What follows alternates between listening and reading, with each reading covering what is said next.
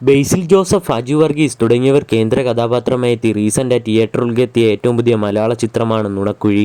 തിയേറ്ററിൽ റിലീസ് ചെയ്ത ദിവസം മുതൽ ഇന്ന് വരെ ചിത്രത്തിന് മികച്ച അഭിപ്രായവും മികച്ച കളക്ഷനുമാണ് നേടിയെടുക്കാൻ കഴിഞ്ഞിരിക്കുന്നത്. വെറും 10 കോടിക്ക് താഴെ മാത്രം ബഡ്ജറ്റുള്ള ചിത്രം തിയേറ്ററുകളിൽ നിന്ന് മാത്രം 20 കോടിക്ക് മുകളിലാണ് കളക്ഷൻ നേടിയിരിക്കുന്നത്. ബേസിൽ ജോസഫ് നായകനായെത്തിയ ഈ ചിത്രം കേരളത്തിൽ നിന്ന് മാത്രം 14 കോടിക്ക് മുകളിലാണ് കളക്ഷൻ നേടിയെടുത്തിരിക്കുന്നത്. വേൾഡ് വൈഡ് ആ ചിത്രം 20 കോടിക്ക് മുകളിലുമാണ് കളക്ഷൻ നേടിയെടുത്തിരിക്കുന്നത്. തിയേറ്ററിൽ മികച്ച അഭിപ്രായം നേടിയെടുത്ത് തിയേറ്ററിൽ മുന്നേറിക്കൊണ്ടിരിക്കുന്ന ഈ ചിത്രത്തിന്റെ OTT അവകാശങ്ങൾ ഇപ്പോൾ ഇതാ ഡിസ്നി പ്ലസ് ഹോട്ട്സ്റ്റാർ സ്വന്തമാക്കിയിരിക്കുകയാണ്. അതുപോലെ തന്നെ TV റൈറ്റ്സ് ഏഷ്യാനെറ്റുമാണ് സ്വന്തമാക്കിയിരിക്കുന്നത്. ചിത്രം ഡിസ്നി പ്ലസ് ഹോട്ട്സ്റ്റാറിലൂടെ സെപ്റ്റംബർ അവസാനത്തെ ആഴ്ചയിലോ നവംബർ ആദ്യ ആഴ്ചയിലോ OTT റിലീസ് ചെയ്യുന്നതാണ്. അതുപോലെ തന്നെ വരും ദിവസങ്ങളിൽ OTT റിലീസ് ചെയ്യുന്ന സിനിമകളുടെ ഫുൾ OTT അപ്ഡേറ്റ് നമ്മുടെ ചാനലിൽ അപ്ലോഡ് ചെയ്തിട്ടുണ്ട്. മറക്കാതെ ആ വീഡിയോസ് നിങ്ങൾ വാച്ച് ചെയ്യൂ.